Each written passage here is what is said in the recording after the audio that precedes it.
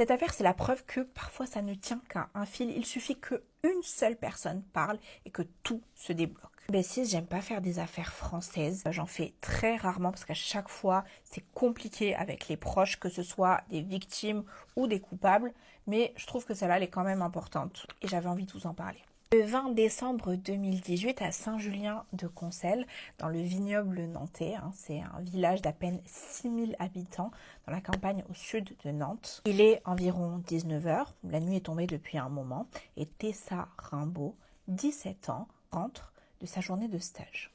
Elle marche au bord d'une route très peu éclairée, une route très passante. Elle est à quelques centaines de mètres de chez elle, autant dire qu'elle est presque arrivée, quand elle se fait percuter. Et le véhicule qui fait ça ne s'arrête pas. Tessa, malheureusement, ne va pas s'en sortir. La gendarmerie est bien entendu prévenue. Il lance un appel à témoins pour essayer de retrouver celui qui a fait ça à cette jeune fille de 17 ans. Sauf qu'il n'y a aucun témoin direct. Personne n'a vu le choc. En janvier 2019, les parents de la jeune fille organisent une marche blanche. C'est pas seulement pour la mémoire de Tessa, mais c'est aussi pour faire passer un message au conducteur, pour le supplier de se dénoncer, pour leur permettre tout simplement de comprendre ce qui s'est passé, de faire leur deuil. 2 ans passent, 2 ans d'absence, 2 ans pendant lesquels la famille ne va obtenir qu'une seule information supplémentaire de la part des enquêteurs. Tessa n'a pas été renversée par une voiture, elle a été renversée par un engin de chantier. Après cette information, plus rien. L'enquête piétine. En décembre 2023, les gendarmes annoncent à la famille de Tessa que l'enquête est clôturée et que le dossier est classé sans suite. Et c'est là que cette affaire devient un peu hors norme, parce que Florence, la maman de Tessa, refuse que ça s'arrête là. Elle refuse de ne pas avoir de réponse et elle fait quelque chose que peu de familles font. Le 12 juin 2023, elle prend son courage à deux mains et elle s'assoit sur le plateau d'appel à témoins sur M6 en direct devant plus d'1 million de personnes et elle lance un appel à témoins. Et ce qui se passe ensuite est presque irréel. La production est submergée d'appels. Bon, il y en a certains qui vont servir à rien, mais plusieurs témoignages seront décisifs pour les enquêteurs. Parmi les gens qui appellent, il y a un homme qui va se rendre quelques jours plus tard physiquement à la gendarmerie pour dénoncer un ami. Il raconte que cet ami lui aurait fait une confidence alors qu'il avait bu de l'alcool et qu'il s'était attribué le décès de Tessa. Le suspect a 24 ans. Il est originaire de Saint-Julien-de-Concelles, la même commune que Tessa. Après ça, l'homme en question est placé en garde à vue. Lors de sa première audition, il nie les faits qui lui sont reprochés. Il n'a rien à voir avec ça. La deuxième audition, il nie encore. Lors de la troisième audition, on lui remet la pression et cette fois-ci, il avoue. Il explique tout et il va même encore plus loin.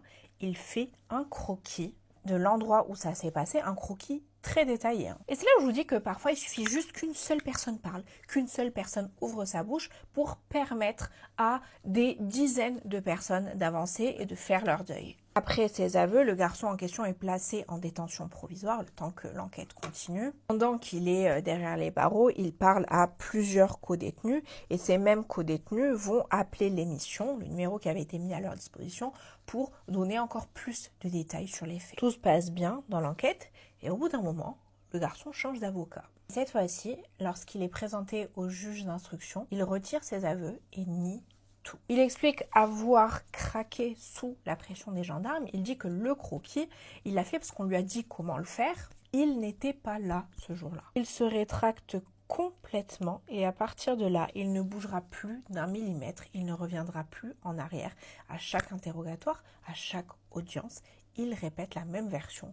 Il n'était pas là, ce n'était pas lui. Je vais vous donner les arguments de son avocat actuel qui a plaidé la relaxe à 2 reprises. Premièrement, l'engin de chantier qui aurait été utilisé n'a jamais été clairement identifié. 7 ans d'enquête et l'arme du drame, si on peut l'appeler comme ça, reste introuvable. Deuxième point, les traces relevées sur place ne correspondent pas aux engins de chantier du père du suspect. Troisième point, le téléphone du suspect le soir du drame ne borne pas dans le coin, il borne sur un chantier à Nantes. Et quatrième point, le plus troublant, très certainement, les différentes expertises psychologiques qui ont eu lieu montrent que c'est un homme qui a beaucoup de mal avec ses pensées. C'est quelqu'un dont les pensées s'en mêlent continuellement. Et l'hypothèse de la défense serait qu'il aurait pu se sentir responsable à un moment donné et il s'est convaincu que c'était lui alors qu'il n'a rien fait. Et face à ça, l'accusation répond avec une chose évidente.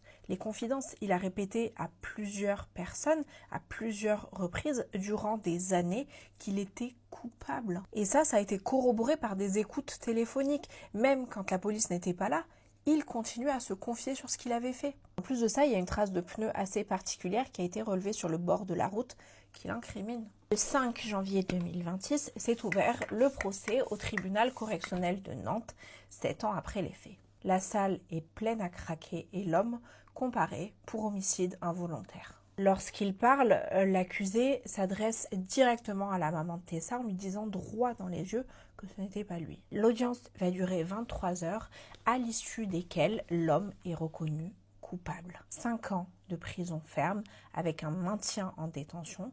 Son permis est annulé et il a l'interdiction de le repasser pendant les 5 prochaines années.